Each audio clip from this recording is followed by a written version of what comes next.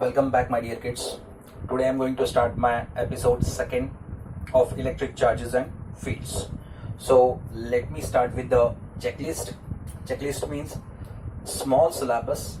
Whatever I'm going to give explanation over that syllabus only, I'm going to make it, right? Fine. So this is the checklist.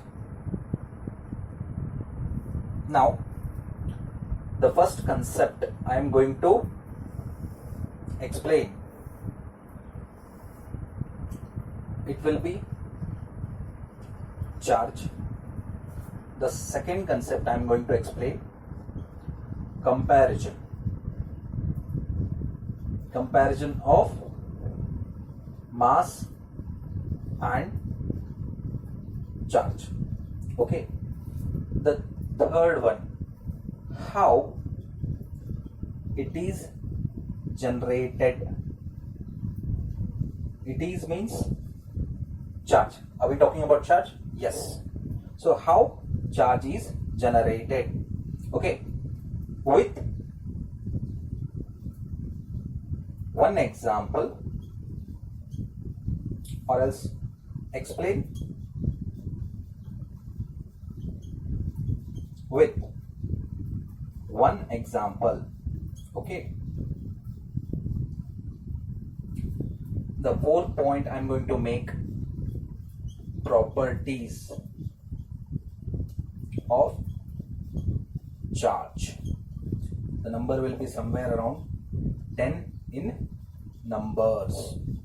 Okay, the fifth point I'm going to make is pinpoint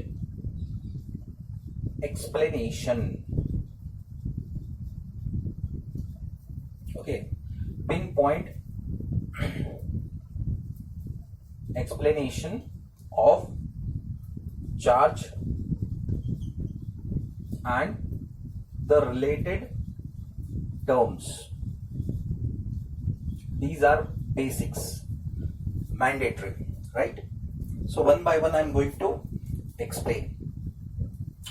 तो इसको checklist बोलते हैं बच्चों. तो मैंने आज 5 points को cover करना है. चार्ज, कंपैरिजन ऑफ मास और चार्ज, जिसमें मास और चार्ज को कंपेयर करूंगा. अभी ये कंपैरिजन क्यों जरूरी है? कई बार हम चार्ज को मास ही समझ बैठते हैं, तो हमको डिफरेंस पता रहना है कि चार्ज क्या है और मास क्या है. बहुत सारे वक्त हम लोग कंफ्यूज कर लेते हैं मास और चार्ज के बीच में. तो देखेंगे right, how it is generated, how charge is generated. Explain with one example. Okay, so I'm going to explain this with one example. Now properties of charge. So 10 properties को मैं explain करूंगा. और pinpoint explanation of charge. ये charge जो है ये सिर्फ single रहेगा या दो रहेंगे या मल्टीपल चार्जेस रहेंगे. तो ये चार्जेस जब इंटरैक्ट करेगा तो उससे जो रिलेटेड टर्म्स को क्या कहते हैं, ओरिजिन मिलेगा. और else you can say that whenever two charges are interacting with each other, उससे जो रिलेटेड टर्म्स जन्म होंगे उसके बारे में मैं एक्सप्लेनेशन दूंगा. तो वो जो टर्म्स कैसे एक्ट करते हैं, उसका क्लियर एक्सप्लेनेशन क्या है, ये सारी चीजें हम यहाँ पे देखेंगे. ठीक है, क्योंकि ये सारी चीजें बेसिक्स हैं, जैसे कि इलेक्ट्रिक फील्ड, जैसे कि इलेक्ट्रोस्टैटिक फोर्स, जैसे कि इलेक्ट्रिक फील्ड लाइंस और electrostatic lines of force, electric flux, cross section. ये सारी चीजें क्या हैं, बहुत सारे बेसिक्स चीजें इसमें हमको समझने मिलेंगे. ठीक है, ओके. तो let me start with the charge. First point मैं स्टार्ट कर रहा हूं, आपका है चार्ज. What is charge? ठीक है, ये हमारा क्वेश्चन है. तो चार्ज क्या है पता है आपको? It is the property. लेकिन कैसी वाली प्रॉपर्टी? सिंपल प्रॉपर्टी नहीं. It is the intrinsic property. It is the intrinsic property of any material, मतलब आप कोई भी मटेरियल उठा लो उसकी ये क्या होगी, इंट्रिंसिक प्रॉपर्टी रहेगी। Okay, by virtue of which,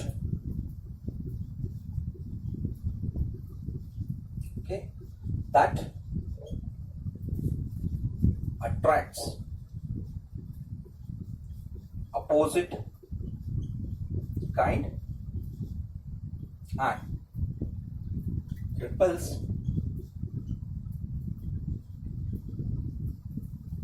same kind। ठीक है, तो हमने क्वेश्चन पूछा चार्ज क्या है, तो हमें डेफिनेशन मिला, it is the intrinsic property. Intrinsic property क्या होती है? ये इंट्रिंसिक प्रॉपर्टी जो है ये लास्ट प्रॉपर्टी होती है, इसके आगे कोई प्रॉपर्टी नहीं। Means intrinsic property is the last property, और you can say fundamental property beyond which no other property will be present. Basically this is the proof.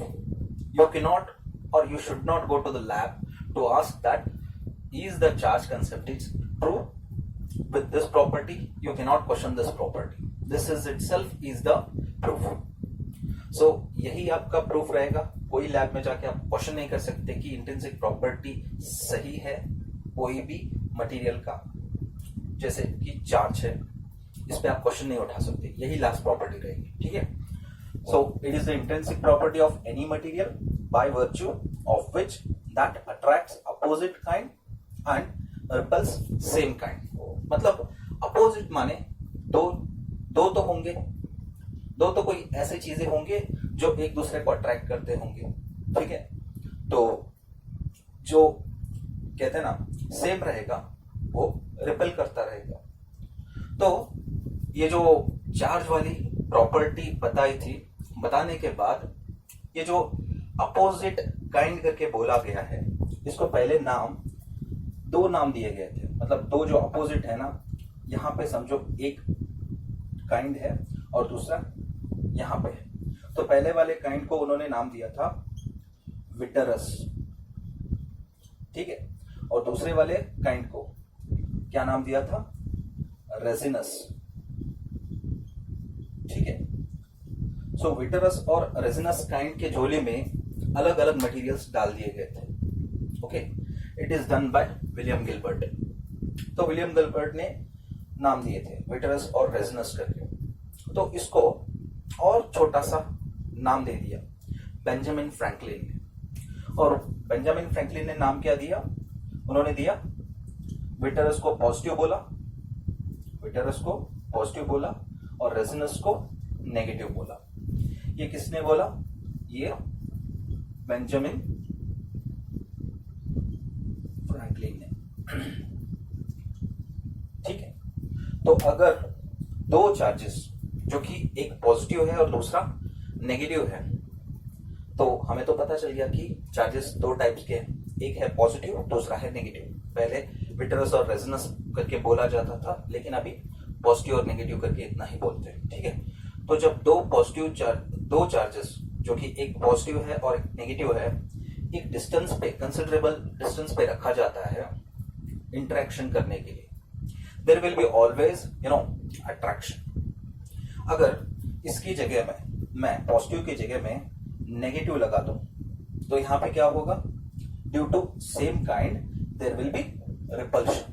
ठीक है, अभी देखो मैं क्या कहना चाह रहा हूं, अगर दो पॉजिटिव चार्जेस मैंने एक डिस्टेंस पे रखे, कंसिडरेबल डिस्टेंस पे, यहां पे दोनों सेम काइंड के चार्जेस हैं, वरना मैंने दो नेगेटिव चार्जेस लिए सेम डिस्टेंस पे, तो होगा क्या, यहाँ पे इन दोनों चार्जेस के बीच में होगा रिपल्शन। ठीक है, तो इसमें यही कहा जा रहा है कि अगर किसी भी मटेरियल का जो प्रॉपर्टी, इंट्रिंसिक प्रॉपर्टी रहेगा, सेम रहेगा, वहां पे क्या होगा, रिपल्शन होगा। अगर अपोजिट रहेगा, यहां पे एक जगह पॉजिटिव और दूसरी जगह नेगेटिव, यहां पे क्या होगा, फोर्स ऑफ अट्रैक्शन होगा। बात क्लियरली समझ में आई? तो हमने इलेक्ट्रिक चार्ज के बारे में जाना, तो इसको हम अभी क्लोज कर देते हैं।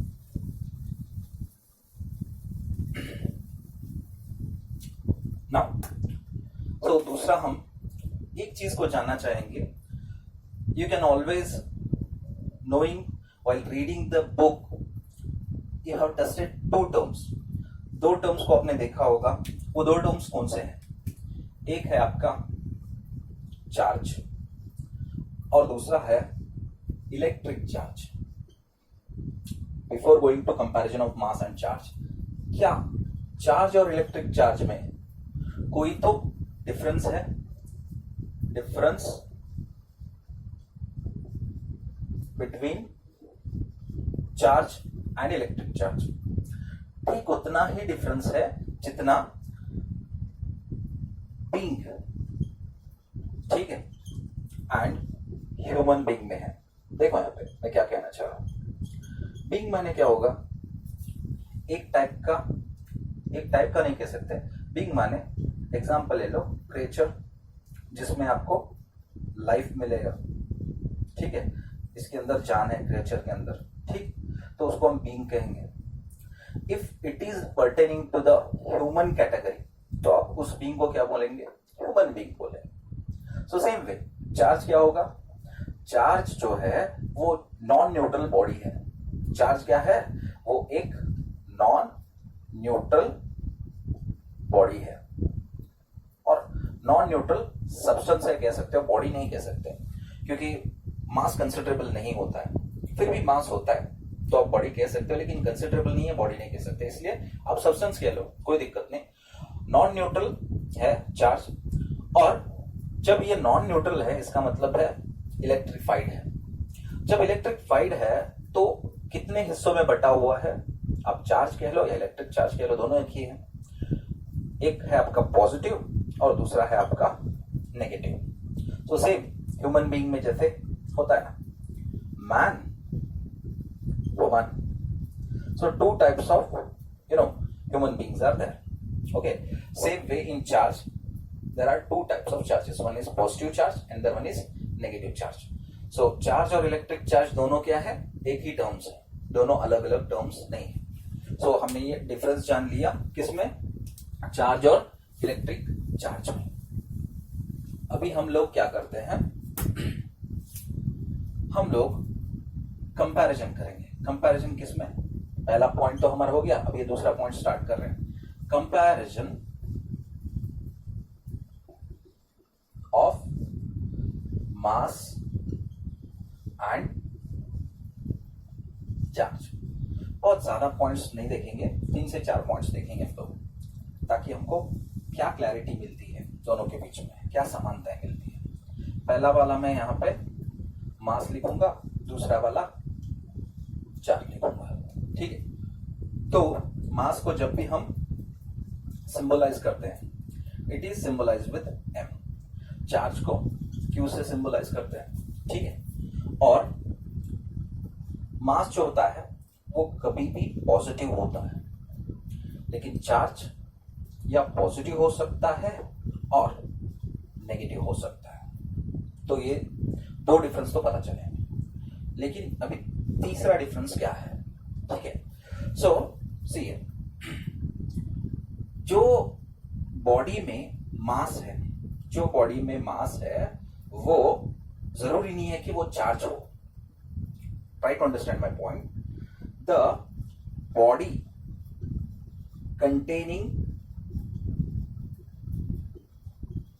mass may not have charge, okay, but charged body possesses mass. ठीक है. तो कोई भी बॉडी में, देखो, कोई भी बॉडी में मास हो, जरूरी नहीं है उसके पास चार्ज होना चाहिए, लेकिन यहां पे कोई अगर चार्ज बॉडी है उसमें मास क्या हो सकता है? हो सकता है, ठीक है. तो ये हो गए 3 डिफरेंसेस. चौथा वाला एक डिफरेंस देख लेते हैं. Now imagine that I have thrown a stone. Okay, I have thrown a stone with a velocity v. Stone is carrying mass, okay, and it is carrying velocity v. Fine. So this velocity v is less than the speed of light. Now the rest mass was m naught. Okay, so there will be no increase in mass. तो m naught is equals to क्या रहेगा, m रहेगा. m naught is equals to क्या रहेगा, m रहेगा. लेकिन इसमें क्या रहेगा, चार्ज में फोर्थ पॉइंट जो मैं बनाने जा रहा हूं, यहां पे आपका m naught is equals to m naught divided by under root 1 minus v square divided by c square. यहां पे जब कोई चार्ज को आप अगर स्पीड ऑफ लाइट के इक्विवेलेंट या उससे ग्रेटर स्पीड से थ्रो करें, means when the charge will be going to move with the speed of electromagnetic wave, definitely the mass of that charge will be going to increase. तो यहां पे क्या होगा, m जो है वो m naught से क्या हो जाएगा, ग्रेटर हो जाएगा. मतलब जो रेस्ट मास था चार्ज का, जब तक वो स्पीड ऑफ लाइट के इक्विवेलेंट नहीं था या उससे ग्रेटर नहीं था, वो m naught था. जब उसने स्पीड ऑफ लाइट के दायरे को क्रॉस करा या उसके इक्विवेलेंट हुआ, तो क्या हो गया, moving mass will be carrying greater mass than the rest mass. तो मैंने चार प्रॉपर्टीज को अच्छी तरह से समझाने की कोशिश की. ओके, तो इसको रब कर लेते हैं.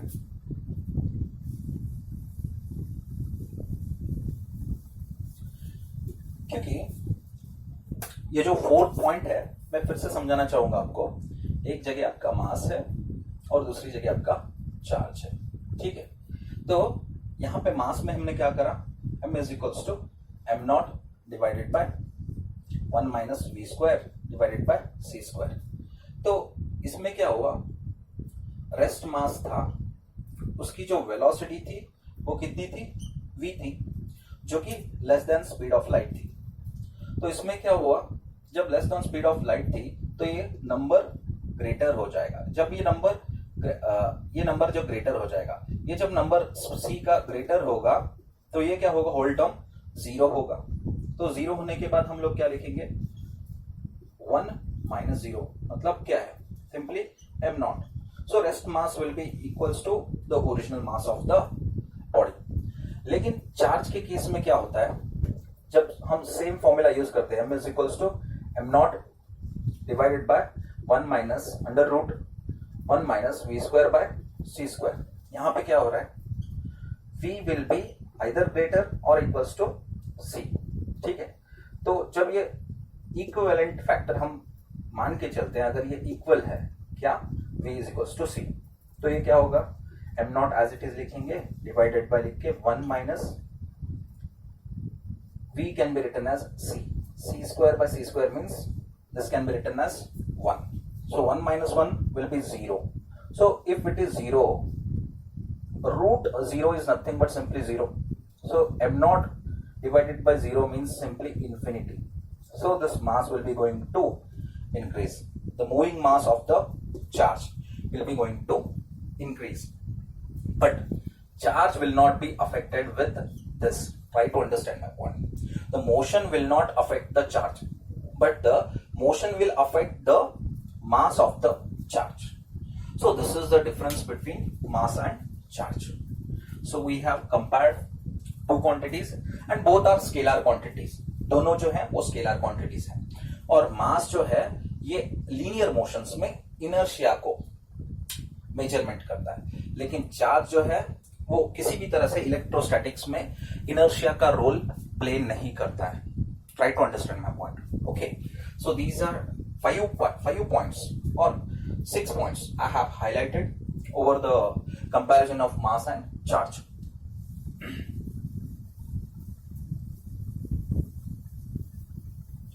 तो comparison of mass and charge भी हो गया. Now how it is generated, explain with one example. So ये जो charge है इसको कैसे generate किया जाता है, when two non-metallic objects is taken and rubbed with each other. दो नॉन मेटालिक ऑब्जेक्ट्स ऐसे कौन से हो सकते हैं जिसको एक दूसरे के साथ रब किया जा सकता है? चलो मान के चलते हैं, ये वाला मैंने लिया, ठीक है, इसको बोलूंगा मैं एम्बर, और दूसरा वाला है एक क्लॉथ जैसा है, इसको बोलूंगा मैं फर, ठीक है। ये क्लॉथ को मैंने इस ऑब्जेक्ट पे जाके रब करा, ठीक है। तो पहले तो ये दोनों न्यूट्रल बॉडीज थे, पहले सिनेरियो में न्यूट्रल बॉडीज बिफोर रबिंग। से फॉर एग्जांपल इस पे 100 चार्जेस हैं, जो कि 50 पॉजिटिव है और 50 नेगेटिव है, सारे मिला के 100 कर रहे हैं इस ऑब्जेक्ट पे। और इस पे भी सेम चीज है, 50 पॉजिटिव और 50 negative charges. So again 100 number कर रहे हैं। जब एक दूसरे के साथ रबिंग होता है, इसका एम्बर वर्सेस फर का, तो होता क्या है, this is electronegative and this is electro positive. Okay, so जो भी इलेक्ट्रॉन्स इस पे होंगे वो सारे जाके इस पे शिफ्ट करेंगे, ठीक है। जब इस पे शिफ्ट करेंगे ये क्या होगा, ये होगा आपका -50 नेगेटिव चार्जेस और -50 चार्जेस। -50 चार्जेस कहने से अच्छा है 50 नेगेटिव चार्जेस बोल सकते हैं। और ये भी किस पे, एम्बर पे, after getting rubbed, since it's a electronegative. और ये क्या है आपका फर, ये आपका +50 means the fur has lost 50 electrons from its body after getting rubbed. Okay, so all 50 negative charges are shifted to the amber and +50 charges are present on the fur. Due to this first body is electrified as well as the second body. Both are containing charges. Okay, so both bodies are containing frictional electricity. Okay, try to understand my point. Frictional electricity और static electricity you can see. तो ये जो है generation of electric charges, charge को कैसे generate किया जाता है, मैंने एग्जांपल एम्बर और फर का लिया, वैसे बहुत सारे एग्जांपल्स है बुक्स में। When glass rod is rubbed with silk cloth, when ebonite rod is rubbed with, ebonite rod कह सकते हो या प्लास्टिक रॉड कह सकते हो, is rubbed with fur, okay, और वूल, ऐसे बहुत सारे एग्जांपल्स हैं। तो हम देखेंगे बुक्स, जब आप पढ़ोगे तो आप देखोगे बहुत सारे एग्जांपल्स रहेंगे उसमें, कुछ उसमें रहेंगे इलेक्ट्रो पॉजिटिव, कुछ उसमें होंगे इलेक्ट्रोनेगेटिव। फाइन, तो डिपेंडिंग अपॉन इलेक्ट्रो पॉजिटिव और इलेक्ट्रोनेगेटिव चार्जेस क्या होते हैं, डिस्ट्रीब्यूट होते हैं। Okay, so this is all about you know how it is generated. I explained with one example, right. ये भी मैंने इसको क्लोज करा ना। ये होने के बाद मुझे अभी एक्सप्लेन करना है क्या, properties of charge 10 in numbers. मैंने 10 प्रॉपर्टीज को एक्सप्लेन करना है। पहली वाली प्रॉपर्टी डाल के चलता हूं। पहली वाली प्रॉपर्टी जो है पोलैरिटी के बारे में बात करती है, polarity of charge. Basically polarity means type of charge. Okay, so we know that plus sign indicates what, positive charge. Okay, plus sign indicates positive charge and negative sign or minus sign indicates negative charge. Okay, you can write or else in terms also positive charge करके, इसको आप negative charge करके भी लिख सकते हो, कोई दिक्कत नहीं। So there are 2 types of charges. It is explained by the first property, that is polarity. तो पोलैरिटी क्या दर्शाता है, उसके टाइप्स, चार्जेस के कितने टाइप्स है, चार्जेस के या चार्ज के सिर्फ 2 टाइप है, पॉजिटिव और नेगेटिव। ओके, ये आपका फर्स्ट प्रॉपर्टी हो गया। Now the second property. Second property क्या है, सेकेंड प्रॉपर्टी आपका है electric charge has magnitude. Okay, electric charge has magnitude but no direction. ठीक है, सो इलेक्ट्रिक चार्ज क्या रहता है, उसका मैग्नीट्यूड रहता है लेकिन डायरेक्शन नहीं रहता है। तो आपको मैं दिखाता हूं कैसे। ये मैंने आपका डाल दिया एक पॉजिटिव चार्ज, तो इस पे जो चार्ज है उसका वैल्यू कितना है। Say for example this charge is termed as Q1 and Q1 carrying value is about plus 20 coulomb. So basically this is nothing but magnitude. ये क्या है, ये मैग्नीट्यूड है। सो मैग्नीट्यूड में क्या आता है, ये आपका न्यूमेरिकल वैल्यू आता है। ठीक है, न्यूमेरिकल वैल्यू, सो उसी को मैग्नीट्यूड बोलते हैं। और ये जो ऊपर है वो आपका SI यूनिट है। ठीक, so the unit of charge SI unit is C, it is symbolized with C। तो SI यूनिट क्या है, चार्ज का कूलम है। ठीक है, तो इसको जब हम रिप्रेजेंट करते हैं वो कैपिटल C से रिप्रेजेंट करते हैं, तो हमने यहाँ पे किया है। और ये जो प्लस 20 कूलम क्या दर्शा रहा है, इस पे पॉजिटिव चार्ज इतना लगा हुआ है, किस पे, इस बॉडी पे। ओके, जब हम इसका डायरेक्शन बताएंगे, positive charge will be having electric field lines always in the outward direction. कौन से डायरेक्शन में रहेंगे इसके, outward direction. Sir but you are saying that it is not carrying any kind of direction, then you are saying outward direction. चलो outward direction है, लेकिन कौन से डायरेक्शन में है बताओ। ये वाला डायरेक्शन कंसिडर करना चाहते हो, देखो number of electric field lines मैंने ड्रॉ किए, और ज्यादा आप ड्रॉ कर सकते हो, लेकिन कंडीशन क्या है पता, the electric field line should be with 90 degree with the surface of the charge. Electric field lines क्या होना चाहिए, इस चार्ज के सरफेस से 90 डिग्री से क्या कहते हैं, नॉर्मली सटा रहना चाहिए। Means the field line should be extended from the surface of the charge with a 90 degree or else normal. Getting my point?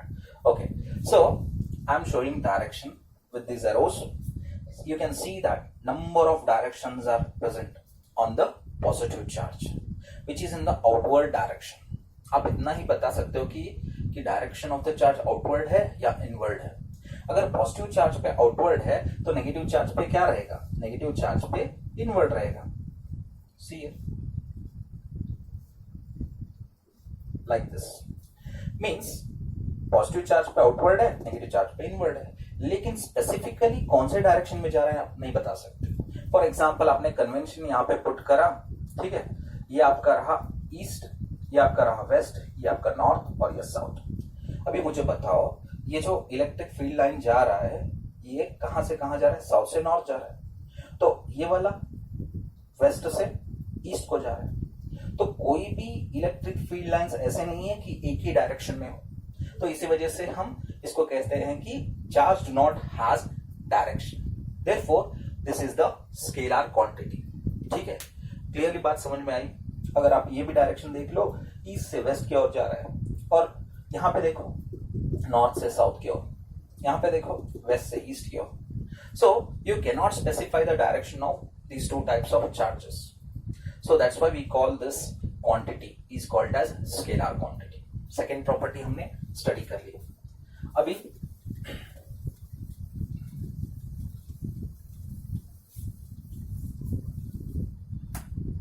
देखो थर्ड वाली ले लेते हैं, that is additivity of charges। देखो नंबर्स में लिए मैंने चार्जेस, तो एडिटिविटी मतलब क्या है, अगर बहुत सारे मैंने चार्जेस लिए हैं जैसे कि प्लस 20 कूलम, ठीक है, ये एक सिस्टम बना लिया मैंने, इस सिस्टम में मैंने लिए प्लस 20 कूलम, यहाँ पे मैंने लिया -2 कूलम, यहाँ पे मैंने लिया प्लस 3 कूलम, यहाँ पे मैंने लिया -19 कूलम, यहाँ पे मैंने लिया प्लस 5 कूलम, यहाँ पे मैंने लिया प्लस 6 कूलम, यहाँ पे लिया -7 कूलम। ओके, ये सारे कितने हैं चार्जेस आप देख सकते हो, 1 2 3 4 5 6 7 चार्जेस हैं जिस पे क्या किया गया है, बहुत सारा चार्ज दिया गया है। ओके, तो 7 सिस्टम में 7 पार्टिकल्स में मैंने बहुत सारे चार्जेस दिए हैं अलग अलग तरीके से, तो सारों को हम लोग क्या करेंगे, अलजेब्राइक सम करेंगे। If we are doing algebraic sum of n particle to get the resultant of this system, we are simply making the property called addition of what, charges, the numerical value present upon n number of charges or the magnitude present upon these charge quantities are get added with the algebraic sum. So this type of property is called as additivity of charges. तो अभी देखो यहाँ पे +20 +5 25 हो गया, ये 28 हो गया, ये 34, ठीक है। 34 में मैंने क्या करना है, -19 करना है। -19 करने के बाद कितना मिलता है, 15 मिलता है। 15 के अंदर मैंने -7 निकाला तो कितना मिला, 8 में से -2 निकाला तो कितना बचा, +6 कूलम। तो सम करने के बाद हमको कितना मिला, इतना मिला, पूरे सिस्टम का चार्ज कितना है, +6 कूलम, ठीक है। So this is nothing but additivity of charges. This is the third property. Now the fourth property is quantization, ठीक है। ये टर्म आपने बहुत बार पढ़ा होगा, quantization. Okay, quantization of charges. Basically quantization क्या है, quantization is the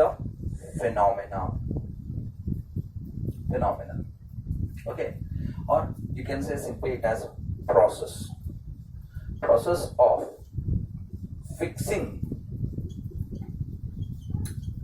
values as whole on charged particle in number, okay, or in terms of number, okay। Fixing, तो प्रोसेस क्या है क्वांटाइजेशन का, fixing values as whole on charge particle in terms of number. तो इसको simple भाषा में बताना चाहूं तो इसको मैं ऐसे बता सकता हूं। So quantization is nothing but it is the integral multiple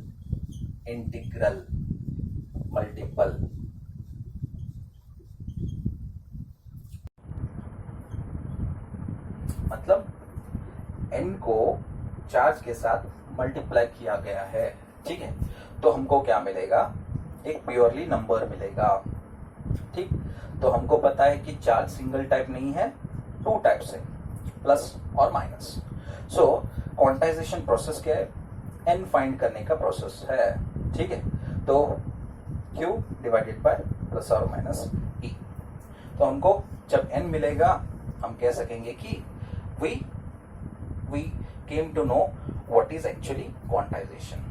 मैं एक एग्जांपल अगर ले लूं कि समझो कि मैंने एक बॉडी लिया है यहाँ पे, ठीक है, एक cylindrical body, it has charged to 10 coulomb, okay. Now this body is charge with 10 coulomb. तो 10 कूलम है तो मैं बोलूंगा कि इस बॉडी पे कितना चार्ज है, 10 कूलम है, क्योंकि मैंने माइनस साइन यहाँ पर रिप्रेजेंट नहीं किया तो वो पॉजिटिव चार्ज करके मान के चलता हूँ। मतलब नंबर ऑफ पॉजिटिव चार्जेस इस पे कितने होंगे, यही फाइंड करने का जो प्रोसेस है उसी को हम क्या बोलते हैं, क्वांटाइजेशन बोलते हैं, ठीक है। सो तो E जो है वो क्या है, the magnitude of the charge, positive charge, वो कितना रहेगा, पॉजिटिव चार्ज 1.6 इंटू 10⁻⁻19 कूलम, ठीक है। तो सिंगल चार्ज का जो चार्ज रहेगा पॉजिटिव चार्ज पे वो कितना रहेगा, 1.6 इंटू 10⁻⁹ और इलेक्ट्रॉन पे भी सेम रहेगा, बस इसमें क्या डिफरेंस रहेगा, साइन का। पॉजिटिव चार्ज पे प्लस होगा क्योंकि प्लस है, मैंने नहीं लिखा, और अगर नेगेटिव चार्ज है उस पर माइनस होगा, ठीक। तो n is equals to q by e, 10 divided by 1.6 into 10⁻⁻19। तो दोनों तरफ कूलम है तो कूलम डिवाइडेड बाय कूलम क्या होगा, कैंसिल होगा, सिर्फ हमको नंबर मिलेगा। ठीक है। सो अगर नंबर मिल रहा है 1.6 का, मैं क्या कर देता हूँ 16 डिवाइडेड बाई 10 कर देता हूँ, 16 डिवाइडेड बाई 10, तो 10 को ऊपर भेजता हूं तो मिलेगा क्या 100, 100 डिवाइडेड बाई 16, और यहाँ पे जो 10 रेज टू -19 है उसको मैंने ऊपर भेजा, वो बन गया 10 रेज टू 19। तो अगर मैं इसको डिवीजन करूं तो मुझे नंबर क्या मिलेगा, मिलेगा 6.25 इंटू 10 टू द पावर 19। ठीक है। तो अगर इसमें से 100 निकाल के इसमें मल्टीप्लाई कर दूं तो n कितना मिल रहा है मुझे, n इज इक्वल्स टू देख लो 625 into 10 raise to 17 positive charges are present on what, on the body which is carrying how much of charge, 10 coulomb of charge. 10 coulomb of charge जो इस बॉडी को दिया गया है, तो इसमें कितने number of positive charges present है, 625 into 10 raise to 17 positive charges present है। ठीक है। तो ये क्या है, ये प्रॉपर्टी है किसकी, चार्ज की, इसको बोलते हैं क्वांटाइजेशन ऑफ चार्ज। और क्वांटाइजेशन ऑफ चार्ज क्या डिटरमाइन करता है, number of charges present on the charge body. ठीक, ओके, ये हो गई हमारी फोर्थ प्रॉपर्टी।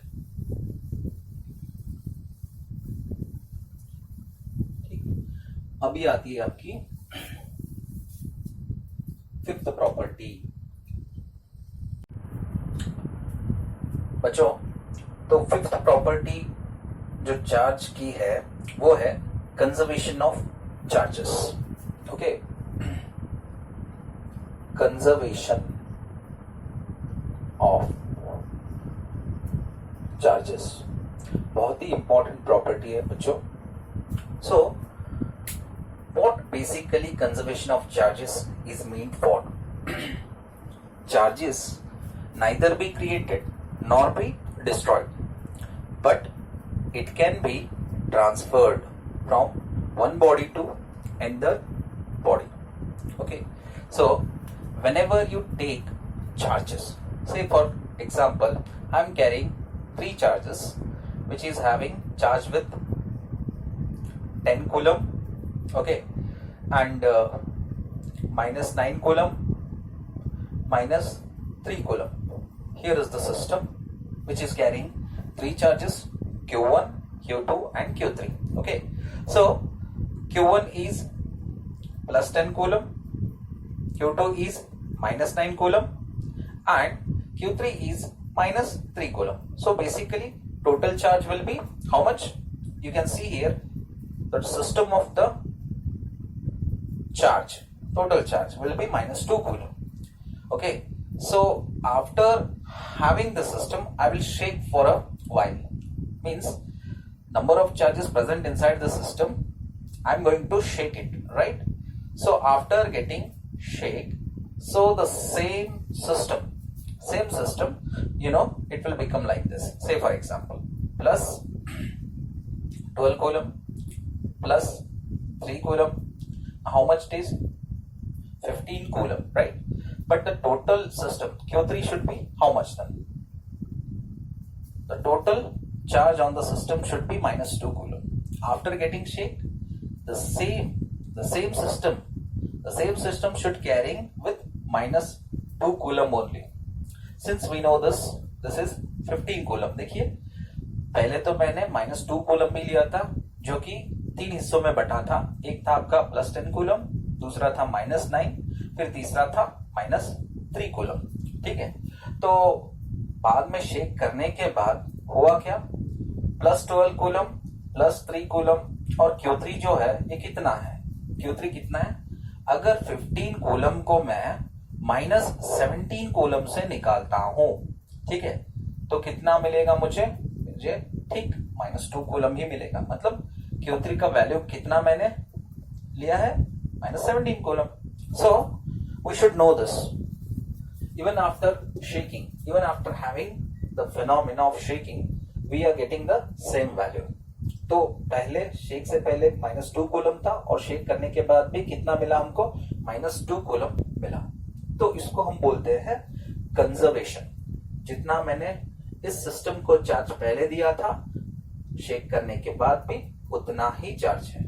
सो मैंने इसीलिए बोला charge can neither be created nor be destroyed, but it can be transferred from one system to another system or from one body to another body. और else इसी चीज को हम दूसरे तरीके से बोल सकते हैं, इन एन आइसोलेटेड सिस्टम. तीन चार्जेस को मैंने आइसोलेटेड सिस्टम में लिया. In an isolated system the charges before and after shaking remained same. The number of charges present inside body was same and the value, the magnitude over the system remained same. So this is what is called as conservation of charge. ठीक है, so this is called as conservation. Okay, तो मैंने 5 property बोले. अभी छठी property, 6th property I am going to say. You know what? Magnitude of the charge does not get affected by its motion. ठीक है, ये क्या है एक्चुअली? देखो, मैग्नीट्यूड जो है चार्ज का, समझ के चलो, I have taken +8 coulomb of charge. Okay, so here is the charge, here is the mass which is carrying charge 8 coulomb. Now this is moving. Okay, this is moving with 20 meter per second. Okay, or else imagine that it is moving with the speed of light. Okay, so when this point mass is moving with the speed of light, the mass will be going to vary. Okay, so m naught will not be equals to m because this mass will be going to vary, but charge remains same. Okay, rest mass carrying charge q naught and moving mass carrying charge q, both will be same. So you can take both as a same factor. So it means that due to motion in the charge, there will be no increase or decrease in the value or in the magnitude of the charge. So this is one of the property of the charge. Okay, so 6th property क्या है? Magnitude of the charge does not get affected by its motion. Charge को मैंने speed से run करा, or else it is moving with the speed of light. Okay, और 20 metre पर second जो भी है, 20 मीटर पर सेकेंड तो कम होगा, चलो मान के चलते हैं स्पीड ऑफ लाइट से मूव कर रहा है. कौन सा? +8 कूलम. यहाँ पे रहेगा, यहाँ पे आने के बाद भी इसका चार्ज कितना रहेगा आफ्टर रीचिंग, और in between it should B +8 coulomb only. It means that the value 8 coulomb has not varied even if the motion is increasing, even if the velocity is increasing equivalent to the speed of light. Okay, so this is 6th property. Now let me explain you 7th property. Basically, what is 7th property? Distribution of charges. Okay, if I take an example of spherical body, okay, which is neutral body, right? ये neutral body है और मैंने इसको क्या किया, एक charge body, ठीक है, एक चार्ज बॉडी से इसको चार्ज किया. मतलब चार्ज बॉडी जब न्यूट्रल बॉडी से हम कांटेक्ट करते हैं, the charges will be going to spread. Okay, spread. जब इसको हमने यहां से लेके यहां पे टच किया, so charge will not gathered only at single point, since this surface is uniform, okay, over the sphere. So that's why what happened here, the phenomena of spreading occurred like this over the surface of what? Spherical body, neutral body. This type of spreading is called as distribution. Okay, so this is one of the property of charges. Now after completion of this, I will take the eighth property. What is that eighth property? Eighth property, you know, like charges always repel. Means if you carry two positive charges at a distance d, okay, so what will happen? There will be force of repulsion. Same case happens with the when two negative charges are taken at a considerable distance d, same distance d, there will be again force of repulsion.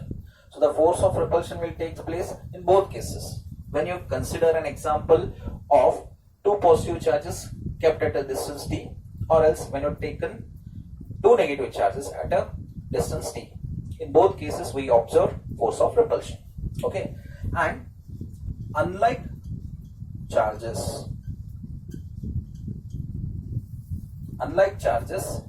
always attract each other. Okay, in case of couple, when boy and girl go in the garden, they will get usually attracted. Why? Because they are having opposite sex, right? One is boy and the one is girl. Obviously there will be attraction. Same case happens here with a positive and negative charge. There will be at a distance d, okay, so there will be force of attraction. If I exchange simply, in place of plus I have taken minus, in place of minus I have taken plus, same case will happen here, same force of attraction. By convention we usually take plus on the left hand side and minus on the right hand side, but you can even exchange also, right? So this is what eighth property teaches. Like charges repel each other, unlike charges attract each other. Okay,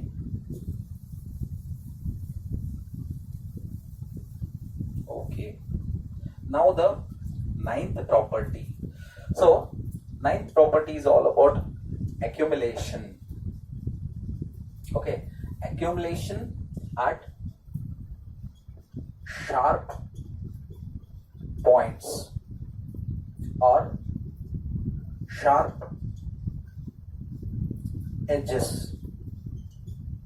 Okay, I'll take a sharp object, and here when I'm giving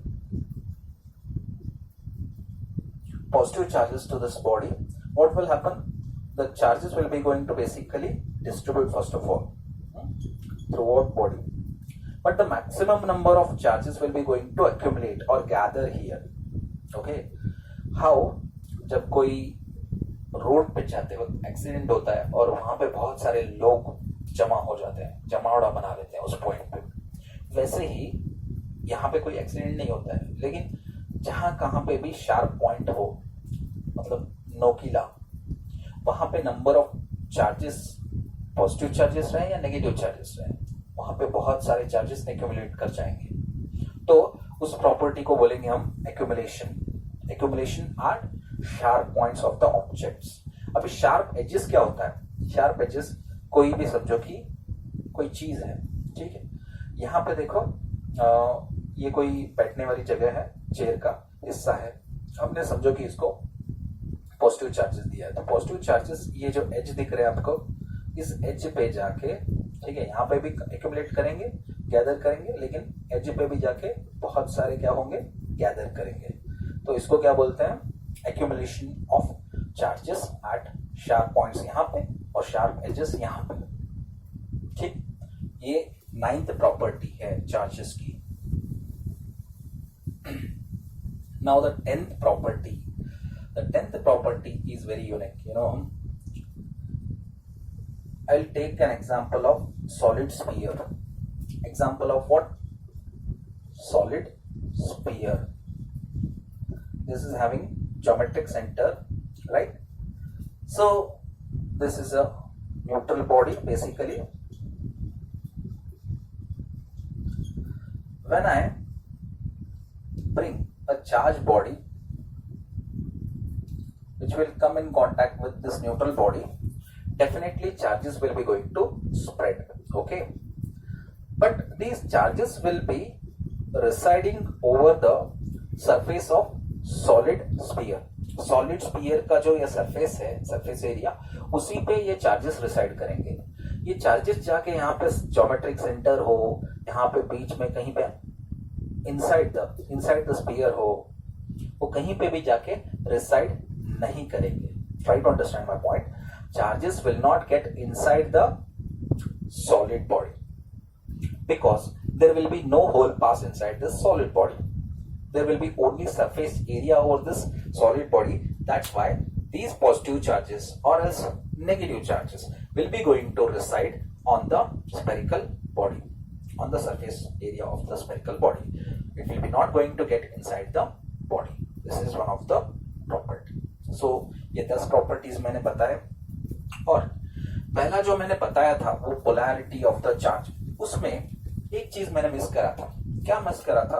2 types तो मैंने बोल दिए, कोई दिक्कत नहीं. अभी देखो 2 types जब बोल रहा था मैं, तो एक था आपका पॉजिटिव था और दूसरा आपका नेगेटिव. ठीक है, तो अगर मैंने इसको +10 कूलम से चार्ज किया है इस बॉडी को, और दूसरे को मैंने -8 कूलम से चार्ज किया. So when these 2 charges get attract each other, both will come in contact with each other. ठीक है, जब दोनों एक दूसरे को कांटेक्ट में आते हैं तो दोनों आदान प्रदान करते हैं चार्जेस का. जैसे कि +10 कूलम -8 कूलम, कितना बचा? +2 कूलम. अभी इसमें जब +2 कूलम बच रहा है तो दोनों पार्टिकल सिस्टम का कितना आ रहा है चार्ज? +2 कूलम आ रहा है. तो फिर से जब सेपरेट होते हैं सेम डिस्टेंस पे, ठीक है, ये डिस्टेंस कितना था? d था. अभी कितना? ये सेम डिस्टेंस है. ठीक है, सेम डिस्टेंस पे है. तो अभी इन बॉडीज का चार्ज कितना बचा? इसका 1 कूलम बच गया और इसका 1 कूलम बच गया. क्यों? Because additivity property of this charges क्या करा? दोनों एडिशन हो गए. बचे कितना? +2 कूलम. सो जब वापस जा रहे हैं तो इक्वली डिस्ट्रीब्यूट कर ले रहे हैं. Distributive property. Okay, distribution property. तो वापस इक्वली डिस्ट्रीब्यूट हो गया. +2 में से 1 कूलम इसको गया और दूसरे को 1 कूलम हो गया. तो इसको कहते हैं कैंसलिंग ईच अदर. इस प्रॉपर्टी को पोलैरिटी में ही आता है, लेकिन both will cancel each other. ठीक है, तो अगर समझो कि +10 कूलम की यहाँ पे +10 कूलम है और यहाँ पे -8 कूलम है ना, तो मैं अगर यहाँ पे 8 + 8 कूलम ले लूं तब क्या होगा सर? तो दोनों मिलके कितना होगा? You can see here +10 coulomb +8 coulomb, it will be +18 coulomb, right? तो अगर ये 18 कूलम है, ठीक है, क्योंकि यहाँ पे 2 चार्जेस है तो डिवाइडेड बाय 2 करूंगा तो इक्वली डिस्ट्रीब्यूट होगा चार्ज. ठीक है, इक्वली डिस्ट्रीब्यूट करने के बाद हमको कितना मिलेगा? यहाँ पे मिलेगा +9 coulomb as well as after separation +9 coulomb. So ये जो प्रॉपर्टी है बहुत सारे समय means it will come more and more in the numerical part as well as competitive exam part. ये प्रॉपर्टी तो इसको मैंने मिस करा, तो इसीलिए यहाँ पे एक्सप्लेन कर रहा हूँ. तो आज तो मैंने आपको ये कौन सी प्रॉपर्टी से रिलेटेड है? It is related with the first property. Okay, so मैंने फुलफिल कर दिया. इसको बोलते हैं कैंसलिंग ईच अदर पोलैरिटीज में. ठीक है, अगर माइनस हो वो वाला एग्जांपल ले ले, कोई दिक्कत नहीं. देखो प्लस की जगह मैं अगर माइनस यहाँ पे डाल दूं और इसको भी माइनस बना लूं तो क्या होगा? Tell me. इसको भी माइनस बना लो तो ये आपका बनेगा -18 कूलम. और यहाँ पे क्या हो रहा है? दोनों मिलाने के बाद दोनों का सिस्टम कितना हुआ? Charge present on the 2 particle system will be -18 coulomb. So since we have 2 particles it is made divided by 2. तो ये कितना बनेगा? -9 कूलम. और ये कितना रहेगा? -9 coulomb after getting separated. Okay, first of all separated distance पे था, कितना कितना था? ये -10 था, ये -8 था. फिर उसके बाद दोनों कांटेक्ट में है, both came in contact with each other. Then after that again it has separated with the same distance, so we are getting the equal amount of charges on both the particle or both bodies, right? So I have completed the 10 properties, right? Now the pinpoint explanation of charge and the related terms. Okay, pin point explanation. ये क्या होता है pin point explanation sir? Simply आप explanation भी बोल सकते हो ना। Pin point explanation of charge and the related terms. Okay, तो देख लेते हैं one by one. Sir charge के बारे में ऑलरेडी आपने बोला है, what is charge? Charge is the intrinsic property by virtue of which intrinsic property of any material by virtue of which it attracts the opposite kind and repels the same kind। इतना तो आपने बोल दिया, लेकिन इसके बारे में थोड़ा बहुत बच गया था, और वो होने के बाद इसके बारे में भी आगे बताते हैं। बच गया था माने ये पर्टिकुलरली मैंने कंसेप्ट इसलिए बनाया है क्योंकि रिलेटेड टर्म्स, इससे जुड़े हुए टर्म्स मैं बता सकूं, इसलिए मैंने इसको लास्ट में छोड़ दिया था थोड़ा बहुत। ठीक है, तो चार्ज के बारे में तो बता दिया, and it is symbolized with the Q। okay, so single charge क्या करेगा सर? जैसे पूरी दुनिया में सिर्फ एक मर्द है या एक इंसान है, वो क्या करेगा, कैसे जिएगा, इसकी एक्टिविटी क्या रहेगी? ठीक है, इसकी एक्टिविटी क्या रहेंगी? सिंगल कुछ नहीं कर सकता, तो इसके लिए कोई हीरोइन बनाइए सर, बनाइए स्मॉल क्यू। तो पहले जो स्टोरी स्टार्ट होती है चार्जेस के बारे में, दो चार्जेस से होती है, एक होता है क्यू, दूसरा होती है स्मॉल क्यू। ठीक है, तो होती है, आप जो बोल रहे हो इसका मतलब ये है पॉजिटिव और नेगेटिव सर? यस। ठीक है, तो पॉजिटिव नेगेटिव या पॉजिटिव पॉजिटिव या नेगेटिव नेगेटिव ये बाद में देख लेते हैं, लेकिन चार्ज जो रिप्रेजेंट करते हैं हम एसआई यूनिट, वो किससे करते हैं? इट इज रिप्रेजेंटेड विद, फिर से मैं बोलना चाहूंगा, रिपीट करना चाहूंगा, it is done with the coulomb. And इसका सिंबल क्या होता है कूलम का, SI unit of the charge का? सी होता है, capital C. It should be written like this, capital C.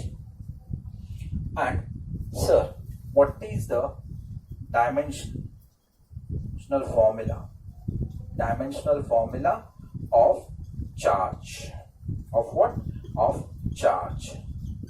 Since we know that I is equals to Q by T formula, you can write Q is equals to I into T। Q is equals to I into T है, तो Q को हम square bracket में डाल लेते हैं। I का symbol कैसे? A से रिप्रेजेंट करते हैं और T का कैपिटल T से, तो दोनों को मिला के लिख सकते हैं कि AT। This is the dimensional formula of charge. Okay, so ये थोड़ा बहुत बेसिक था चार्ज के बारे में, लेकिन अभी एक्टिविटी क्या करेगा चार्ज? अकेला तो कुछ नहीं कर सकता। ठीक है, तो एक्टिविटी देख लेते हैं। नाउ मान के चलते हैं ये आपका एक चार्ज है, ठीक है, और इसको मैं क्यू करके लिखता हूं, और सर मैंने लड़की के बजाय, मीन्स नेगेटिव चार्ज के बजाय मैंने और एक पॉजिटिव चार्ज ले लिया, कोई दिक्कत नहीं, ले लो, उसको अभी आप क्या कहोगे? क्यू ही कहोगे। लेकिन जब आप स्पेसिफिकली साइन को असाइन करोगे तभी आप क्या पाओगे कि दिस इज पॉजिटिव और नेगेटिव। ठीक है, लेकिन हमने एग्जांपल में क्या लिया? यहाँ पे पॉजिटिव चार्ज लिया। There is a distance. ठीक है, ये क्या है? ये डिस्टेंस बिटवीन टू चार्जेस। तो ये जो डिस्टेंस है सर, ये कितने भी डिस्टेंस पे हो तो दोनों इंटरेक्ट करेंगे। बेसिकली यहाँ पे इंटरेक्शन क्या होगा? Interaction will be repulsion. Okay, repulsion in between these two charges, but there is a boundary of getting repelled by this charge. By this charge it is applying force over another charge which is also positive। तो ये boundary से बाहर अगर निकल गया, समझो कि मैंने इसको यहाँ पे लिख दिया। ठीक है, ये बाउंड्री है इस चार्ज की और मैं यहाँ पे इंटरेक्ट करने की कोशिश कर रहा हूँ, it is not possible. It means that the force of repulsion is not acting here by this charge। तो यहाँ पे दो चार्ज बन गए, एक तो मैंने इसको फिक्स रखा, दूसरा मूव कर रहा हूं। ये जो फिक्स रख रहा हूं इसको बोलूंगा मैं stationary charge. Okay, stationary charge is taken as source charge. Okay, this will be considered as source charge and this will be considered as test charge। Test charge will be always moving, test charge will be always moving, you know, to or fro, आगे या पीछे जो भी है। तो ये positive charge भी हो सकता है, ये नेगेटिव चार्ज भी हो सकता है, but source charge we are always taking as a convention as a positive charge. Sir अगर नेगेटिव चार्ज हो तो हो सकता है, क्यों नहीं हो सकता? अगर यहाँ पे पॉजिटिव चार्ज ले सकते हैं तो नेगेटिव भी ले सकते हैं, लेकिन कन्वेंशनली हम ट्राई करते हैं कि सोर्स चार्ज को पॉजिटिव रखें, ठीक है, और उसका जो रिप्रेजेंटेशन होता है वो कैपिटल क्यू से होता है, और ये जो स्मॉल क्यू है इसको बोलते हैं यूनिट पॉजिटिव चार्ज, क्योंकि वो पॉजिटिव है और उसका चार्ज कितना होता है, 1 कूलम होता है, मतलब मैग्नीट्यूड कम होगा, इसका मैग्नीट्यूड ऑलवेज ज्यादा रहेगा, क्योंकि इसको हमको दिखाना है कि ये स्टेशनरी है, ये रेस्ट है, but this charge will be always moving since its magnitude will be less.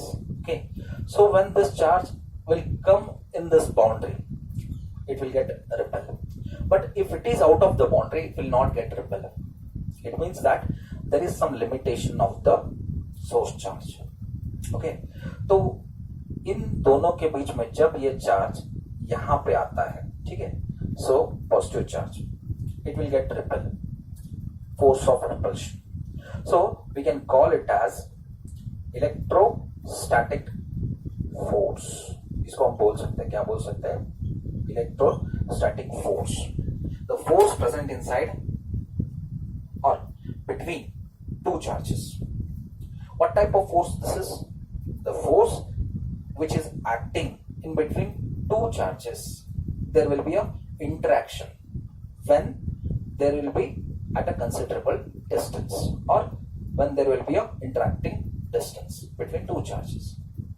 Condition क्या रहेगा? Electrostatic force is the force that interact with another charge, or that interaction will take place between two charges only when there will be a presence of interactive distance. If it is out of the interactive distance, there will be no electrostatic force between two charges. Okay मतलब अगर दायरे से बाहर होगा तो वहां पे electrostatic force नहीं रहेगा, राइट? ये आपका इलेक्ट्रोस्टैटिक फोर्स वाला कंसेप्ट आ गया। लेकिन अभी समझो, यहां से मैं यहां पे एक लाइन को रिप्रेजेंट कर रहा हूं, ठीक है, तो इस चार्ज पे ये चार्ज इंटरेक्ट कर रहा है, तो मैं इसको बोलूंगा इलेक्ट्रोस्टैटिक लाइन ऑफ फोर्स, क्योंकि ये सिंगल लाइन है। अगर ऐसे 3 लाइंस मैं दिखाऊं तो क्या हो जाएगा? ये electrostatic lines of force, acting force over the another charge, ठीक है, तो इसको बोलते हैं electrostatic lines of force. If I carry this charge out of this boundary somewhere here, तो अब क्या बोला जाएगा सर? ये लाइंस को क्या same electrostatic lines of force बोलेंगे? No, it will be called as electric field lines. अभी क्योंकि इस चार्ज पे ये चार्ज फोर्स नहीं डाल पा रहा है, तो इसको हम बोलेंगे इलेक्ट्रिक फील्ड लाइंस, ठीक है। You came to know what is the difference between electric field lines and electrostatic lines of force. Okay, electrostatic lines of force तभी बोलेंगे कि कोई चार्ज अगर उस दायरे में आता है, इंटरेक्शन दायरे में आता है, इंटरेक्टिव डिस्टेंस पे आता है, तो उसको बोला जाएगा इलेक्ट्रोस्टैटिक लाइंस ऑफ फोर्स। अगर वही चार्ज यूनिटी पॉजिटिव चार्ज अगर बाउंड्री से बाहर जाता है, तो उसी लाइंस को हम बोलेंगे electric field lines. Okay, now electric field lines आप अगर बोल रहे हो तो ये क्या है sir? Electric field, basically electric field is it is the region in which when a unit positive charge is brought in, that will experiences a force. अगर सोर्स चार्ज पॉजिटिव है तो फोर्स ऑफ रिपल्शन को experience करेगा unit positive charge. अगर source charge negative है, there will be force of attraction. तो बात समझ में आई? इलेक्ट्रिक फील्ड क्या है? Electric field is the region in which when a unit positive charge brought in, that will experiences a force. What type of force? It depends upon the source charge. अगर ये positive है तो force of repulsion, अगर ये negative है तो force of attraction. सो हमने related terms कितने पढ़े? एक तो इलेक्ट्रोस्टैटिक फोर्स पढ़ा, फिर उसके बाद इलेक्ट्रोस्टैटिक लाइंस ऑफ फोर्स पढ़ा, फिर उसके बाद इलेक्ट्रिक फील्ड लाइंस पढ़ा, फिर उसके बाद क्या पढ़ा? इलेक्ट्रिक फील्ड पढ़ा, राइट? नाउ थोड़ा सा इसको और मॉडिफाई करते हैं। when these electric field lines passes through a unit area. अभी कितने जा रहे हैं यहाँ पे लाइंस? 3 जा रहे हैं. 3 electric field lines are coming out of this unit area. So ये टर्म क्या होगा सर? इसको हम बोलते हैं electric flux. Means the flow of the lines is taking place through unit area. ठीक है, तो जब इलेक्ट्रिक फील्ड लाइंस किसी यूनिट एरिया से पास करते हैं हम उसको इलेक्ट्रिक फ्लक्स बोलते हैं. क्या बोलते हैं? सो ये फाई जो सिंबल है वो किसका सिंबल है? इलेक्ट्रिक फ्लक्स का. सर आप ये सारी चीजें पहले ही क्यों बता रहे हो? क्योंकि ये कैसे वर्क करता है.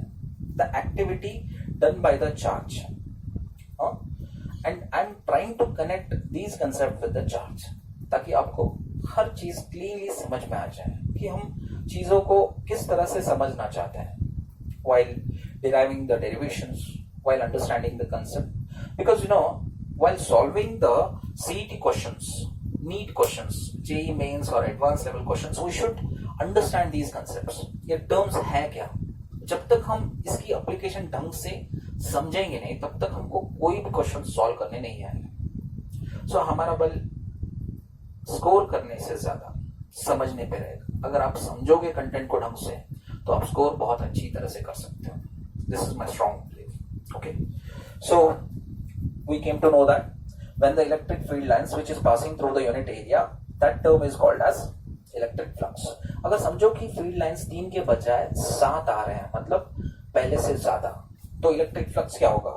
इलेक्ट्रिक फ्लक्स ज्यादा रहेगा. क्योंकि इलेक्ट्रिक फील्ड लाइंस अगर बढ़ रहे हैं यूनिट एरिया के अंदर से तो फ्लक्स भी ज्यादा होगा.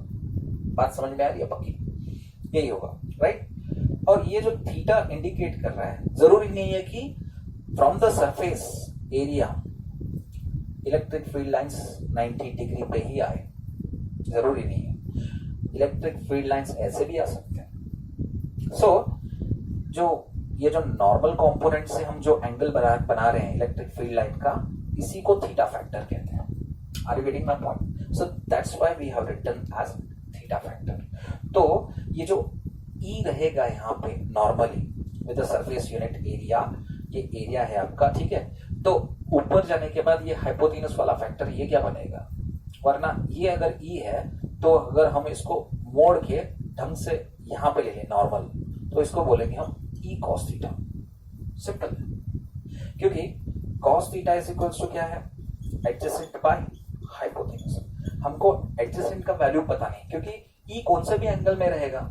तो जब हम उसको नॉर्मल कंपोनेंट पे ले लें तो हाइपोथेनस क्या रहेगा? हाइपोथेनस तो आपका ई है, और एडजेसेंट जो है वो क्या बनेगा? ई कॉस थीटा फैक्टर बनेगा. तो ये सारी चीजें मैंने आपको ट्राई किया समझाने के लिए बहुत ही इजीएस्ट वे में, ठीक है. और इसके साथ साथ एक चीज लास्ट में मैं बोल दूं, ठीक है. अभी आगे आप लेते जाओगे तो बहुत सारे बार आपको सिलेंड्रिकल बॉडी एग्जाम्पल की तौर लिया जाएगा. Cylindrical, okay. सो इसमें एक टर्म आएगा क्रॉस सेक्शनल एरिया.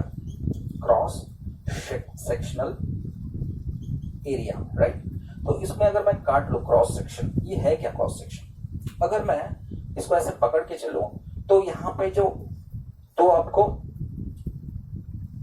दिख रहा है, आपको ये जो दिख रहा है आपको प्लेन, और यहाँ पे भी दिख रहा है. These two are called as cross section, ठीक है. क्योंकि ये जो ऊपर का एरिया रहेगा ना, हम उसके लिए अलग से फॉर्मूला ले लेते हैं, a is equals to pi r square h करके. लेकिन इसका जो है ना वो क्या रहेगा? प्लस करके. और इसका भी एरिया हम ऐड कर ले, वो क्या रहेगा आपका? पाई आर स्क्वायर आ जाएगा, ठीक है. So these two areas get चाहिए आपको. तो ये जो कंसेप्ट है वो आपको मैक्सिममली इलेक्ट्रिसिटी में हाईलाइटेड मिलेगा. इसलिए मैं आपको पहले बता दिया कि क्रॉस सेक्शन कंसेप्ट होता क्या है. You should not get confused. So thank you my dear students. मैं आपसे रिक्वेस्ट करूंगा कि like my videos, comment on it, subscribe my channel, और वीडियोस को पूरी तरह से स्टार्टिंग से लेके एंड तक देखिएगा, ताकि आपको मैक्सिमम नॉलेज वो भी ढंग से आपको मिल पाए। और एल्स क्या होगा, आप थोड़ा थोड़ा देखोगे उसमें समझ में नहीं आएगा, लेकिन आप अगर पूरा वीडियो देखोगे आपका कंटेंट बहुत ही ईजी हो जाएगा। Okay, so this is what I have completed my episode 2 of electric charges and fields. Thank you, my dear students. Bye.